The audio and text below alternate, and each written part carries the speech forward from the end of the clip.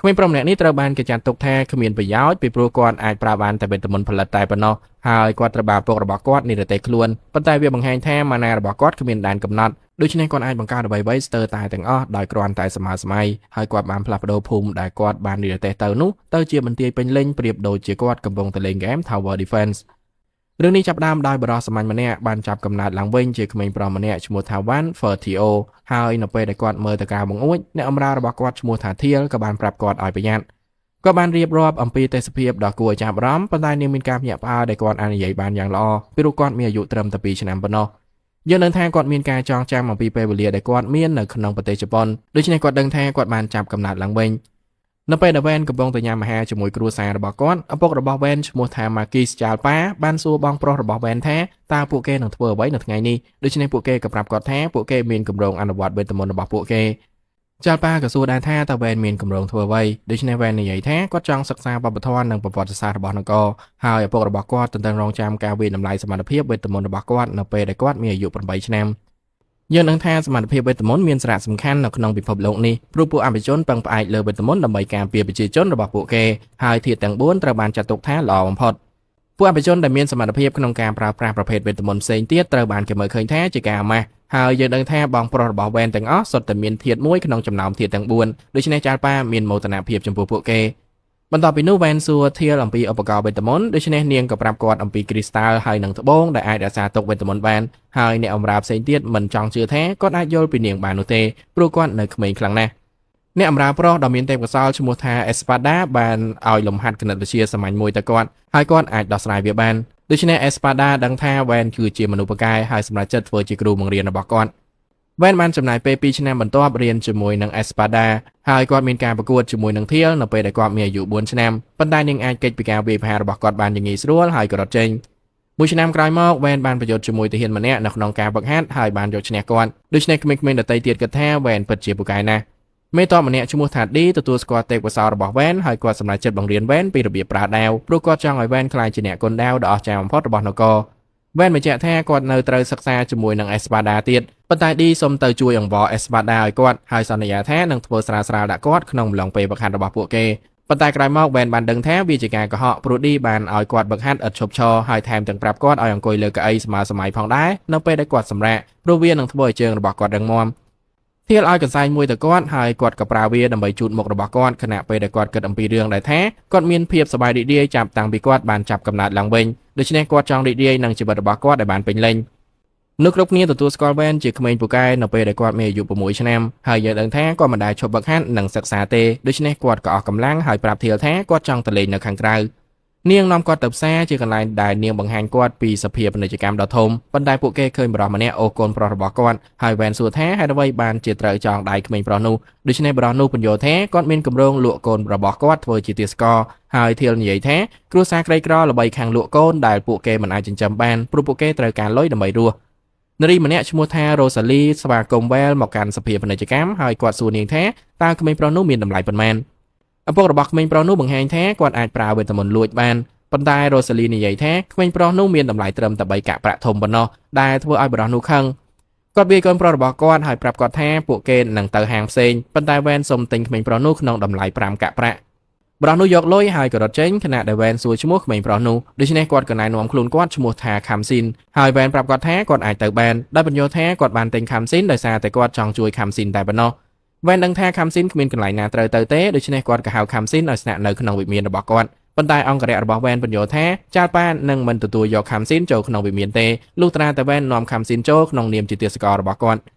រ៉ូសាលីជួយពួកគេបង្កើតកិច្ចសន្យាទាសករដែលធ្វើឲ្យនិមិត្តសញ្ញាលេចឡើងនៅលើដៃរបស់ខាំស៊ីនហើយនាងបញ្យល់ថាវានឹងមិនបាត់ទៅវិញទេលុះត្រាតែកិច្ចសន្យារបស់ពួកគេត្រូវបានលុបចោល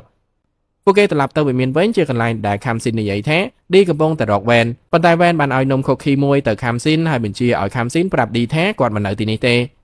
វ៉ែនឆ្ងល់ថាហេតុអ្វីបានជាខាំស៊ីនមិនពាក់ស្រោមដៃដូច្នេះខាំស៊ីនបញ្យល់ថាគាត់ចង់ឲ្យមនុស្សគ្រប់គ្នាឃើញនិមិត្តសញ្ញានៅលើដៃរបស់គាត់ប៉ុន្តែវ៉ែនប្រាប់ខាំស៊ីនឲ្យពាក់ស្រោមដៃដែលគាត់បានទិញឲ្យខាំស៊ីនប្រាប់ឌីថាវ៉ែនមិននៅក្នុងបន្ទប់របស់គាត់ទេហើយឌីមិនជឿខាំស៊ីនទេប៉ុន្តែឌីយល់ថាខាំស៊ីនគួរចាប់អារម្មណ៍ដូច្នេះគាត់ក៏សម្រេចចិត្តបង្វឹកខាំស៊ីនជំនួសវិញ នៅពេលដែលវ៉ែនមានអាយុ8ឆ្នាំវាដល់ពេលសម្រាប់ការវិតម្លៃសមត្ថភាពវេទមន្តរបស់គាត់ដូច្នេះមនុស្សគ្រប់គ្នាក៏ទន្ទឹងរង់ចាំស្ដាប់លទ្ធផលប៉ុន្តែចៅប៉ាមានការភ្ញាក់ផ្អើលពេលដឹងថាវ៉ែនគ្មានសមត្ថភាពសម្រាប់ធាតុទាំង4ណាមួយឡើយហើយគាត់អាចប្រើបានតែវេទមន្តផលិតតែប៉ុណ្ណោះដែលត្រូវបានចាត់ទុកជាប្រភេទវេទមន្តដ៏អន់បំផុតចាប៉ាបញ្យល់ថាវាគ្មានប្រយោជន៍ទេព្រោះវាអនុញ្ញាតឲ្យអ្នកប្រើប្រាស់វាបង្កើតដាវនិងគ្រឿងបន្ថែមដោយការសម័យសម័យពួកវាហើយគាត់គិតថាវ៉ែននឹងមិនអាចការពារមនុស្សជាមួយនឹងវេទមន្តនោះបានទេចាប៉ាប្រាប់វ៉ែនថាគាត់ជាមនុស្សបំបាក់មុខព្រោះគាត់ជាសមាជិកតែម្នាក់គត់ក្នុងគ្រួសាររបស់ពួកគេដែលមិនអាចប្រើធាតុទាំង4ណាមួយបានហើយចាប៉ារៀបនឹងប្រហារជីវិតគាត់ប៉ុន្តែបងប្រុសច្បងរបស់គាត់ឈ្មោះថា Mercia បានស្នើសុំឲ្យវ៉ែនគ្រប់គ្រងភូមិដាច់ស្រយាលមួយដែលនៅជិតនគរ Yalenta ដែលជាគូប្រជែងរបស់ពួកគេហើយយើងដឹងថាភូមិនោះមានតម្លៃត្រឹមតែជាជំរំវឹកហាត់តែប៉ុណ្ណោះចាប៉ាគិតថាវាជាគំនិតល្អព្រោះពួកគេអាចធ្វើឲ្យអ្នកភូមិស្មោះត្រង់នឹងពួកគេដោយតែងតាំងវ៉ែនជាម្ចាស់របស់ពួកគេហើយបន្ទាប់ពីចាប៉ាចាក់ចេញមើសៀប្រាប់វ៉ែនថាគាត់បានធ្វើសំណើនេះព្រោះគាត់មិនចង់ឲ្យវ៉ែនត្រូវបានប្រហារជីវិតដោយសន្យាថានឹងធ្វើអ្វីដែលគាត់អាចធ្វើបានដើម្បីជួយវ៉ែននៅពេលដែលវ៉ែនរៀបចំខ្លួនចាក់ចេញគាត់ពិតជាទន្ទឹងរង់ចាំការធ្វើជាម្ចាស់ភូមិជនបទមួយនោះព្រោះវាមានន័យថាគាត់នឹងមានពេលសម្រាកយើងនឹងថាមានតែខំស៊ីនប៉ុណ្ណោះដែលត្រូវបានចាត់តាំងឲ្យធ្វើដំណើរជាមួយនឹងវ៉ែនប៉ុន្តែមើសៀបានជួលអ្នកផ្សងព្រេង10នាក់ឲ្យការពារវ៉ែនហើយធាលនិយាយថានាងនឹងទៅជាមួយនឹងវ៉ែនក្នុងនាមជាអ្នកបម្រើផ្ទាល់ខ្លួនរបស់គាត់ឌីបានបោះបង់តំណែងរបស់គាត់ដើម្បីទៅតាមវ៉ែនព្រោះគាត់ចង់បន្តបង្រៀនវ៉ែនគ្រប់យ៉ាងអំពីដាវហើយអេស្ប៉ាដាបញ្យល់ថាគាត់បានចូលនិវត្តន៍មុនអាយុដើម្បីឲ្យគាត់អាចបន្តបង្រៀនវ៉ែនធ្វើជាអ្នកស្នងតំណែងរបស់គាត់ពួកគេចាក់ចេញដោយជីរ៉ូតេសេសហើយយើងដឹងថារ៉ូតេសេសនោះមិនមាននិមិត្តសញ្ញារបស់ម៉ាគីសទេព្រោះចាប៉ាចង់បញ្ជូនវ៉ែនចេញទៅដោយសម្ងាត់ប៉ុន្តែអ្នកភូមិបានជូនដំណើរគាត់មិត្តរបស់ឌីប្រាប់វ៉ែនថាពួកគេបានជូនដំណឹងដល់ប្រជាជនអំពីការចាក់ចេញរបស់គាត់ដូច្នេះប្រជាជនបានសម្រេចចិត្តរៀបចំការជួបជុំដើម្បីជូនដំណើរគាត់ហើយគាត់ក៏បានអរគុណពួកគេខណៈពេលដែលគាត់លាពួកគេវ៉ែនបានប្រើវេទមន្តផលិតរបស់គាត់ដើម្បីប្រែក្លាយ Major ទៅជាកំបិតហើយបញ្យល់ថាគាត់កំពុងព្យាយាមរៀនពីរបៀបដែលវាដំណើរការប៉ុន្តែនៅពេលដែលពួកគេទៅដល់ភូមិពួកគេឃើញថាភូមិត្រូវបានចោលវាយប្រហារវ៉ែនសង្កេតឃើញថាភូមិត្រូវបានហុំព័ទ្ធដោយជញ្ជាំងប៉ុន្តែវាមិនអាចការពារអ្នកភូមិពីគ្រាប់ព្រួញបាននោះទេហើយគាត់ដឹងថាមានចោរជាង50នាក់នៅច្រកទ្វារឌីស្នើឲ្យវាយប្រហារចោលទល់មុខប៉ុន្តែមេក្រុមអ្នកផ្សងព្រេងឈ្មោះថាអសូបានបញ្យល់ថាវាមានគ្រោះថ្នាក់ខ្លាំងពេកព្រោះពួកគេមានគ្នាតិចជាងច្រើនអសូបញ្ជាក់ថាពួកគេត្រូវបានជួលឲ្យការពារវ៉ែនរហូតដល់គាត់មកដល់ភូមិហើយគាត់បញ្យល់ថាគាត់នឹងមិនបន្ថយជីវិតមិត្តរួមក្រុមរបស់គាត់ដើម្បីកម្ចាត់ចោលនោះទេដូច្នេះឌីក៏សម្រេចចិត្តប្រយុទ្ធដោយគ្មានជំនួយពីពួកគេប៉ុន្តែអេស្ប៉ាដាប្រឆាំងនឹងគំនិតនេះព្រោះគាត់គិតថាភូមិនឹងគ្មានអនាគតទេប្រសិនបើឌីស្លាប់ក្នុងសមរភូមិហើយគាត់បង្ហាញថាគាត់គឺជាអ្នកវេទមន្តធាតុម្នាក់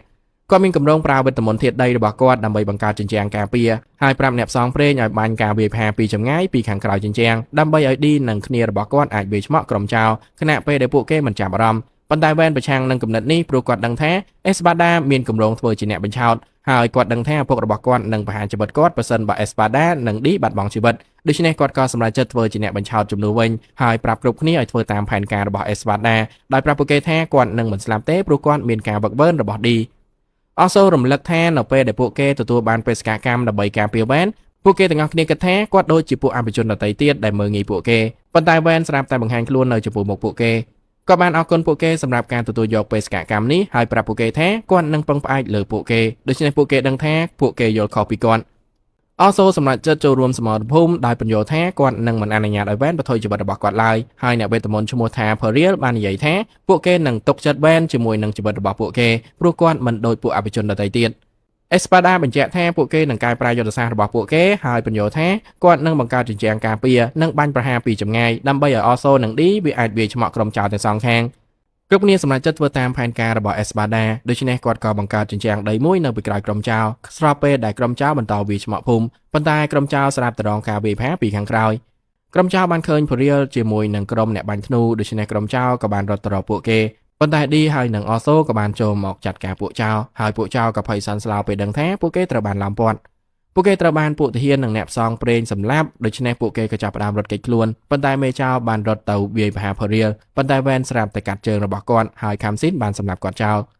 ពួកគេចាប់បានពួកចោរដែលនៅសល់ហើយអសូរីករាយដែលពួកគេមិនមានអ្នកស្លាប់និងរបួសប៉ុន្តែប្រាប់អ្នកផ្សងព្រេងថាបេសកកម្មរបស់ពួកគេបានចប់ហើយនៅពេលដែលពួកគេទទួលបានថ្លៃឈ្នួលរបស់ពួកគេអសូនិយាយថាគាត់ចង់នៅជាមួយវ៉ែនព្រោះគាត់យល់ថាវ៉ែនគួរចាប់អារម្មណ៍ហើយពាក់កណ្ដាលនៃពួកអ្នកផ្សងព្រេងក៏បានចាក់ចេញសម្រាប់បេសកកម្មបន្ទាប់របស់ពួកគេប៉ុន្តែភរៀលនិងអ្នកផ្សេងទៀតនិយាយថាពួកគេក៏ចូលចិត្តវ៉ែនដែរដូច្នេះពួកគេក៏សម្រេចចិត្តនៅជាមួយគាត់គ្រប់គ្នាជួបនឹងអ្នកភូមិហើយវ៉ែនណែនាំខ្លួនគាត់ជាម្ចាស់ថ្មីរបស់ពួកគេប៉ុន្តែមេភូមិឈ្មោះថារ៉ុនដាប្រាប់វ៉ែនថាពួកចៅតែងតែវាយប្រហារពួកគេ រ៉ុនដាបញ្ញោថានៅពេលដែលពួកគេនៅជាផ្នែកមួយរបស់ Count Ferdinand ពួកទាហានតែងតែល្បាតតំបន់របស់ពួកគេប៉ុន្តែពួកគេត្រូវបាន Fertio មិនអើពើបន្ទាប់ពីពួកគេបានចូលរួមជាមួយនឹង Fertio រ៉ុនដាគិតថាចាល់ប៉ាមិនខ្វល់ពីពួកគេទេព្រោះពួកគេស្ទើរតែមិនបង់ពន្ធអ្វីទាំងអស់ដូច្នេះវ៉ែនក៏បញ្យល់ថាវាមិនដូច្នោះទេហើយបញ្ជាក់ថាត្រូវបន្តច្បាប់របស់នគរប៉ុន្តែពួកគេមិនអាចធ្វើអ្វីដើម្បីផ្លាស់ប្ដូរវាបានទេក៏បញ្យល់ថាពួកគេគួរតែផ្ដោតលើការកែលម្អភូមិរបស់ពួកគេដើម្បីឲ្យវាប្រែក្លាយទៅជាមានតម្លៃខ្លាំងដែលនគរមិនអាចបង្ើយកតាយបានហើយក៏បញ្ជាក់ថាគាត់នឹងជួយពួកគេឲ្យសម្រេចរឿងនោះក្នុងនាមជាម្ចាស់ថ្មីរបស់ពួកគេគាត់ដឹងថាពួកគេមិនទុកចិត្តគាត់ទេព្រោះគាត់នៅក្មេងប៉ុន្តែ Espada ហើយនឹង D បានធានាឲ្យគាត់ដូច្នេះពួកគេក៏ចាប់ផ្ដើមជឿលើគាត់ពួកគេសួរគាត់ថាតើគាត់អាចប្រើវេទមន្តណាមួយបានឬអត់ដូច្នេះគាត់និយាយថាគាត់មានតែសមត្ថភាពវេទមន្តផលិតតែប៉ុណ្ណោះហើយពួកគេក៏បានបាត់បង់ជំនឿលើគាត់ភ្លាមៗម្ដងទៀតម្នាក់ក្នុងចំណោមពួកគេនិយាយថាពួកគេជួបការលំបាកក្នុងការបង់ពន្ធ 30% នៃផលដំណាំរបស់ពួកគេដូច្នេះវ៉ែនក៏សម្រេចចិត្តកាត់បន្ថយវាមកត្រឹម 10% ហើយបញ្យល់ថាពួកគេត្រូវផ្ដោតលើរបៀបរស់នៅដែលមានស្ថិរភាពជាមុនសិនគាត់បានបញ្ជាឲ្យ Espada បង្កើតជញ្ជាំងដីជំវិញភូមិដែលនឹងបម្រើជាការការពារបណ្ដោះអាសន្នរហូតដល់ពួកគេអាចកែលម្អការការពាររបស់ពួកគេហើយគាត់និយាយថាគាត់ក៏ចង់សាងសង់បន្លាយទឹកជំវិញវាផងដែរដូច្នេះ D ក៏សូមធ្វើកិច្ចការនោះហើយគាត់និយាយថាពួកគេថែមទាំងអាចបន្ថែមបន្ទាក់ដើម្បីការពារក្រុមចៅឲ្យនៅឆ្ងាយផងដែរបន្ទាប់ពីនោះវ៉ែនបានចូលទៅក្នុងព្រៃជាកន្លែងដែលគាត់ប្រើវេទមន្តផលិតរបស់គាត់ដើម្បីធ្វើឲ្យឈើរឹងតាមដែលអាចធ្វើទៅបានហើយគាត់ក៏បានបង្កើតចេញជាដុំឈើ4ជ្រុងអសូយល់ថាពួកវាគួរចាប់អារម្មណ៍ហើយគាត់ព្យាយាមបំផ្លាញដុំឈើមួយប៉ុន្តែគ្រប់គ្នាដឹងថាគាត់មិនអាចសូម្បីតែធ្វើឲ្យវាឆ្កូតបានវ៉ែនប្រើវាដើម្បីបង្កើតអាវុធហើយធាវឆ្ងល់ថាហេតុអ្វីបានជាគាត់នៅមិនទាន់អស់កម្លាំងព្រោះវេទមន្តផលិតប្រើប្រាស់ម៉ាណាច្រើនប៉ុន្តែគាត់មិនដឹងថាម៉ាណាដំណើរការដូចម្តេចទេហើយគាត់បានបង្កើតដាវមួយឲ្យខាំស៊ីនដែលខាំស៊ីនសន្យាថានឹងរក្សាវាទុកគាត់សម្គាល់ឃើញថាធាវក៏ចង់បានអាវុធដែរដូច្នេះគាត់ក៏បានឲ្យពូថៅមួយដល់នាងហើយនាងធ្វើពុតជាចូលចិត្តវាប៉ុន្តែគាត់អាចដឹងបានថានាងកំពុងតែខកចិត្តនៅថ្ងៃបន្ទាប់វ៉ែនបានផ្គុំដុំឈើដែលគាត់បានធ្វើនោះហើយប្រើវេទមន្តផលិតរបស់គាត់ដើម្បីសាងសង់វិមានមួយដែលធ្វើឲ្យមនុស្សគ្រប់គ្នាមានការកោតសរសើរយ៉ាងខ្លាំង